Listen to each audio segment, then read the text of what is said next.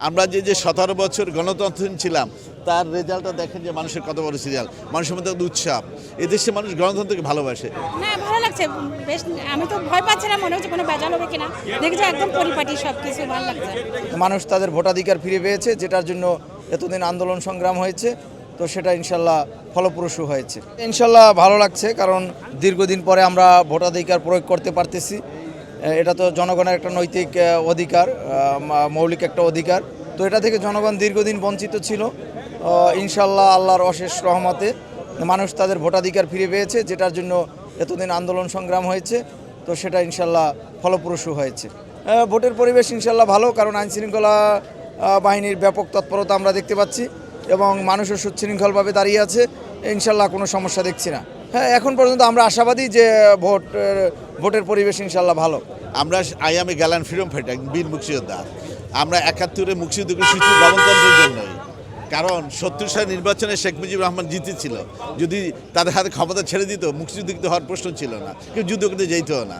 কিন্তু শুধু ডেমোক্রেসির জন্য আমরা যে 17 বছর গণতন্ত্রহীন ছিলাম তার রেজাল্টটা দেখেন যে মানুষের কত বড় সিরিয়াল, মানুষের মধ্যে উৎসাহ। এদেশে মানুষ গণতন্ত্রকে ভালোবাসে।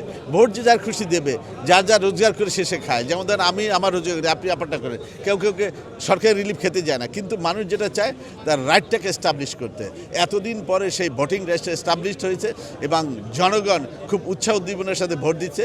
ভোট যে যার খুশি দেবে, যার পছন্দ মতো, কোনো অসুবিধা নেই। সরকার, আমরা এমন একটা সরকার দেশে চাই যারা এদেশের জনগণ নিয়ে ভাববে, ভবিষ্যতে গণতান্ত্রিক স্থাপনাগুলো আরও শক্তিশালী করবে এবং মানুষের রাইটটাকে এস্টাবলিশ করবে। সেরকম একটা গণতান্ত্রিক সরকারকে আমরা চাই। প্রতি বছর আমরা কেয়ারটেকার গভর্নমেন্ট চাই এই জন্য, যাতে প্রতি বছর মানুষের এই ভোটিং রাইটটা এস্টাবলিশ থাকে। কিচ্ছু দরকার, শুধু অনলি কেয়ারটেকার সরকার থাকুক, দেখুন সব ঠিক হয়ে যাবে। কারণ ক্ষমতা ছেড়ে দিতে হবে জানলেই তারা এই 5 বছর সঠিক রাস্তায় চলবে, এবং 5 বছর ক্ষমতা ছাড়তে হলে মানুষের কাছে এই সরকারের জবাবদিহিতা থাকবে। আমরা চাই একটা জবাবদিহিমূলক সরকার। আমার বয়স 70-এর কাছাকাছি, আমি এখানেই লোকাল, তো আমি খুব আনন্দ নিয়ে আসছি এসে বসে। কারণ আমি একটা জিনিস যেটা যে কারণে আসছি, যে আইনশৃঙ্খলা বাহিনী যদি নিউট্রাল থাকে, তাহলে আমার চিন্তা ভাবনা কিছু নাই। তো কোশ্চেন হবে কেন এরকম ভায়োলেন্স কিনা, এটা কিনা, কিছু হবে না। কারণ সবার মধ্যে সেই বিষয়টা আছে ইনশাল্লাহ, এবং আশা করি সারা দেশে ম্যাক্সিমাম জায়গায় এটা সুন্দরভাবে মানুষ হ্যাপিলি দিতে পারবে। আমার এটা এবং সেই ফলটা যেন হয়, আমি যেটা দিয়েছি সেটা যেন ঠিকভাবে ভোট হয়।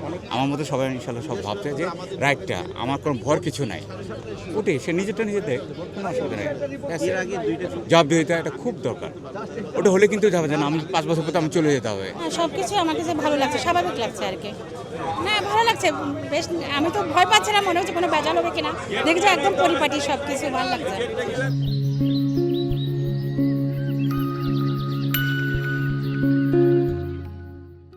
আমেজ এখনও তো আলহামদুলিল্লাহ সবাই অপেক্ষা করছি ভোট দেওয়ার জন্য।